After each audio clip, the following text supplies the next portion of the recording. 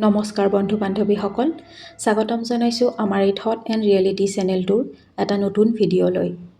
যিহেতু সন্মুখত আগন্তুক অসমীয়া নৱবৰ্ষ, সেয়ে আমাৰ সকলোৰে মনত প্ৰায় একেই প্ৰশ্ন, বছৰটো আমাৰ বাবে কেনেকুৱা হ'ব? আজিৰ এই ভিডিঅ'ত আমি আলোচনা কৰিম তুলা ৰাশিৰ ব্যক্তিসকলৰ বাবে এই বছৰটোৱেনো কি লৈ আনিছে। বন্ধুসকল, আপোনালোকে জানে এই ৰাশিৰ অন্তৰ্গত নামৰ প্ৰথম তথা প্ৰধান আখৰ হ'ল ৰ আৰু ত। এই ৰাশিৰ অধিপতি শুক্ৰ আৰু প্ৰতীক তুলা শনি। এই ৰাশিৰ ব্যক্তিসকল সাধাৰণতে শান্ত, ৰুচিশীল আৰু ন্যায়পৰায়ণ হয়।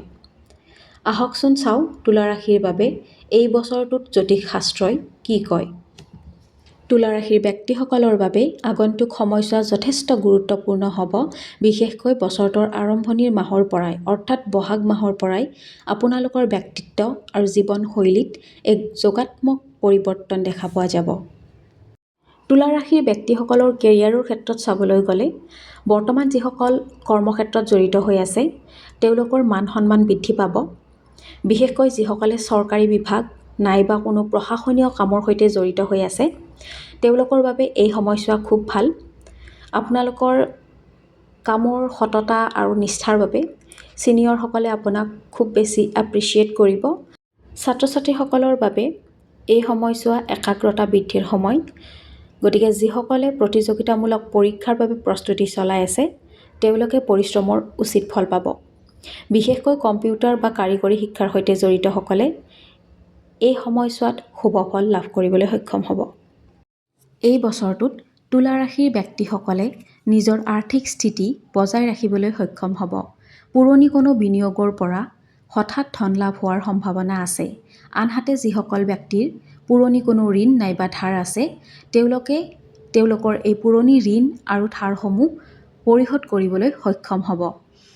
অনাৱশ্যকীয় খৰচ হ্ৰাস পাব, যাৰ ফলত সঞ্চয় বৃদ্ধি হ'ব পাৰে।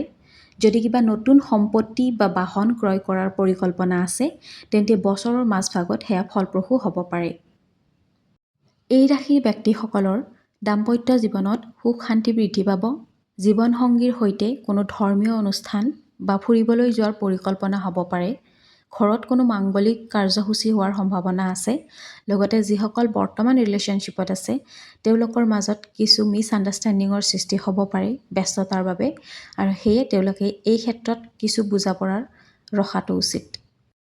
স্বাস্থ্যৰ দিশত তুলা ৰাশিসকলৰ কোনো বিশেষ সমস্যা নাই যদিও পিঠিৰ বিষ অথবা বৃক্কজনিত সৰু সুৰা সমস্যাৰ প্ৰতি চকু ৰাখিব। মানসিক প্ৰশান্তিৰ বাবে যোগ অথবা ধ্যান কৰাটো আপোনাৰ বাবে খুবেই উপকাৰী হ'ব। তুলা ৰাশিৰ ব্যক্তিসকলৰ বাবে শুভ ৰং হ'ব বগা, গুলপীয়া আৰু পাতল নীলা। লগতে 5, 6 আৰু 9 হ'ব এওঁলোকৰ বাবে শুভ সংখ্যা। তুলা ৰাশিৰ ব্যক্তিসকলে যিকোনো কাম কৰোঁতে ধৈৰ্য ধৰাটো খুবেই প্ৰয়োজন। কোনো ডাঙৰ সিদ্ধান্ত লওঁতে খৰখেদা নকৰিব। পাৰিলে শুক্ৰবাৰে কোনো বগা বস্তু দান কৰিব, নহ'লে মন্দিৰত সেৱা জনালেও বাধা বিঘিনিবোৰ আপোনাৰ জীৱনৰ পৰা কিছু পৰিমাণে হ'লেও আঁতৰ হোৱা দেখা যাব। ইয়াতে বগা বস্তু বুলি কওঁতে আপোনালোকে তুলা দান কৰিব পাৰে অথবা মন্দিৰত সেৱা জনাওঁতে আপোনালোকে যিকোনো ধৰণৰ বগা প্ৰসাদ আগবঢ়াব পাৰে। শেষত ক'ব পাৰি যে তুলা ৰাশিৰ জাতক জাতিকাসকলৰ বাবে এই বৰ্ষটো নিশ্চয়কৈ এটা মহত্বপূৰ্ণ বৰ্ষ হিচাপে পৰিগণিত হ'ব। জ্যোতিষ শাস্ত্ৰই আমাক এটা দিশ দেখুৱাই সঁচা, কিন্তু আমাৰ লক্ষ্যত উপনীত হ'বলৈ আমাৰ নিষ্ঠা আৰু পৰিশ্ৰমৰ কোনো বিকল্প নাই। এই নতুন বছৰটোত নিজৰ ওপৰত বিশ্বাস ৰাখক আৰু আগুৱাই যাওক। ভগৱানে সকলোৰে মংগল কৰক।